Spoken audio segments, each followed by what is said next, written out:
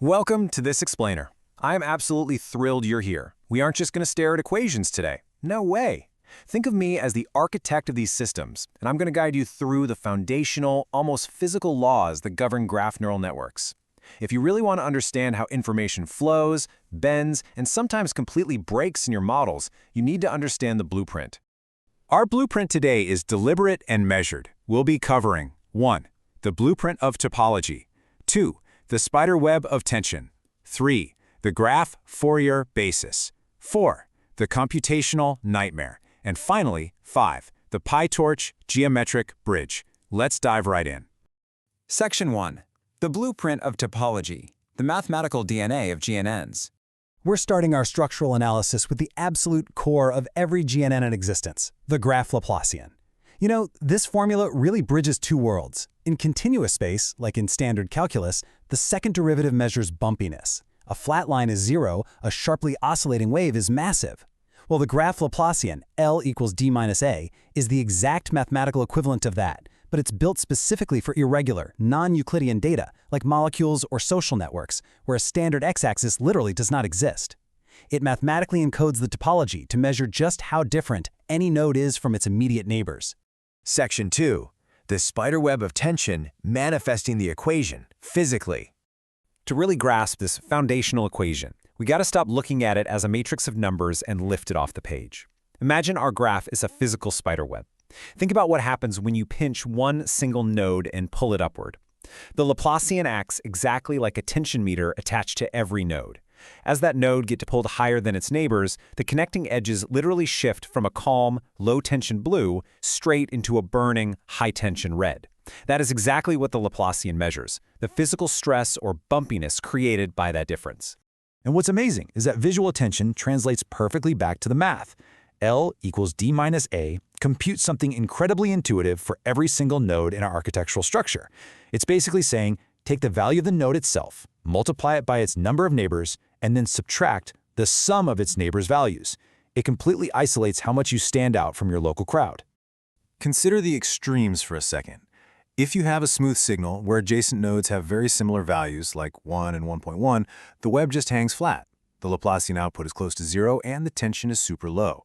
But if you throw in an oscillating signal, like 1, then -1, then 1 again, that spiked node creates massive tension.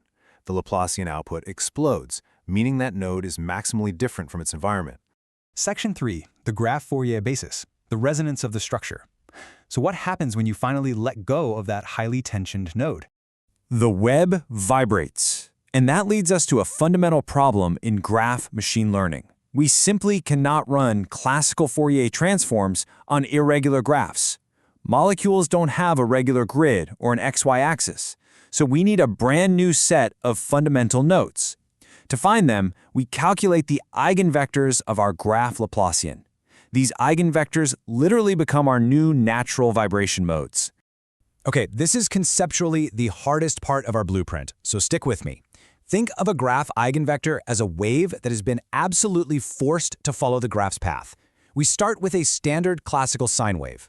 Then, we map it directly to our irregular topology.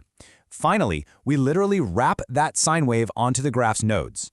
The wave bends to the will of the graph structure. That wrapped wave is your graph eigenvector. And just like sound waves, these graph waves have a spectrum. A low eigenvalue is like a deep, slow bass note, where the whole web moves up and down smoothly together. On the far end, a high eigenvalue is like a high-pitched screech, adjacent nodes violently oscillating in completely opposite directions, creating maximum tension. The critical point is how this ties back to our core math. The mathematical proof of this resonance is the smoothness theorem. The quadratic form of the Laplacian, x transpose Lx, perfectly calculates the sum of all squared differences across the structural edges. If your signal is smooth, that sum is 0. If it's a high-frequency screech, that sum is massive.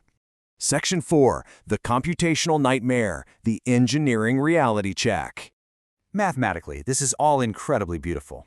But as architects, we have to step out of the realm of pure math and face the music.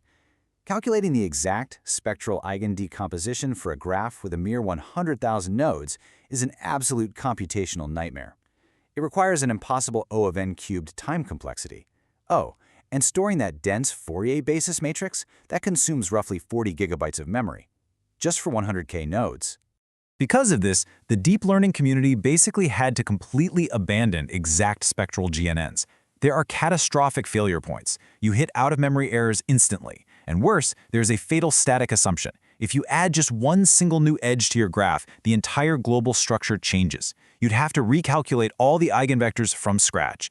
It was mathematically perfect for sure, but physically impossible to scale. Section 5. The PyTorch Geometric Bridge, Grounding Theory into Spatial Code. So, how do we bridge this beautiful theory of tension and resonance into the pragmatic engineering code you write every day? Spatial approximation. This brilliantly illustrates why modern tools exist. The entire field of spatial GNNs, including the standard graph convolutional networks you run all the time, exists purely as a computationally tractable shortcut. They use clever math, specifically a first-order Chebyshev polynomial, to approximate the Laplacian spectral filter. This lets us smooth out signals without ever calculating a single eigenvector, entirely dodging that catastrophic memory cost. Let's ground this high-level theory directly into reality. The exact line of PyTorch geometric code you will write is D inverse squared, matrix multiplied by A, matrix multiplied by D inverse squared. That is it. D underscore ind squared at A at D underscore ind squared. That single line of spatial code is a direct first-order Taylor approximation of our beautiful spectral blueprint. However, applying this spatial shortcut blindly introduces some critical structural flaws. You might encounter the NAND trap, where disconnected nodes cause a fatal divide by zero error in our PyTorch code.